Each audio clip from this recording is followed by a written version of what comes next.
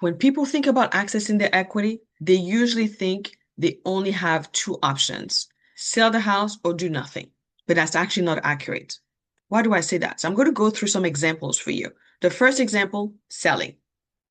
You have an Atlanta homeowner who's bought a home in 2019 at about 410,000. Now it's worth over 590,000.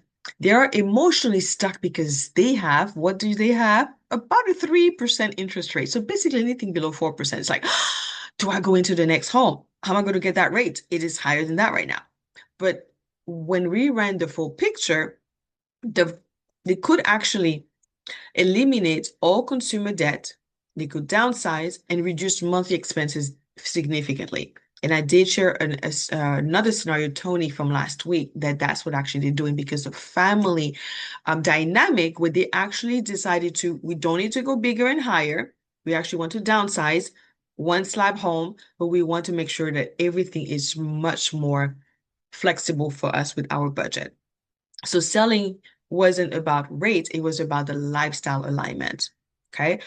So whatever your scenario is, you get to analyze and see what is my lifestyle and how can I make adjustments and sell the property when I sell my property and use the equity. Another example is using a HELOC. So I have a Florida business owner who has a strong equity, and he did not want to touch his first mortgage, which is understandable. When you have rates below what the current market is, you don't want to do that. So we structured a HELOC, a home equity line of credit.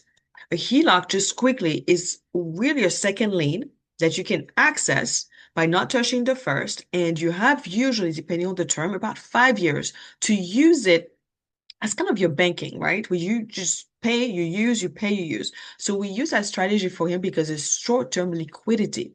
He can pay down, he can reuse it as income cycled.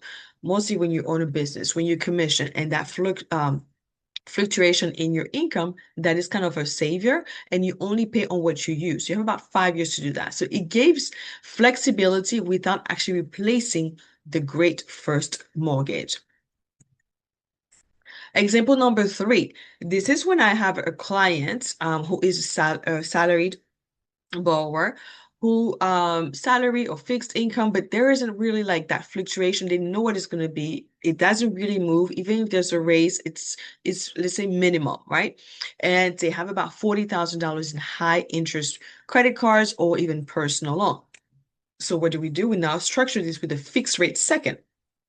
So we're talking about a HELOC. So instead of HELOC, we do a fixed rate second.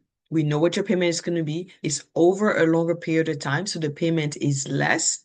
The intent is to not get back into major debt, and the payment is less, gives you flexibility to save some more. But then we did not refinance the first mortgage. The combined payment is still the same or even better.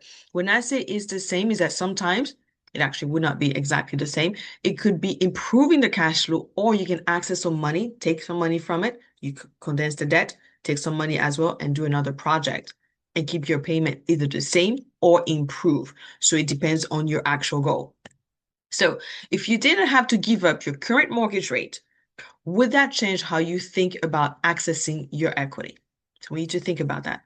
If I am not touching my first mortgage, everything is the same on the first, $1,500.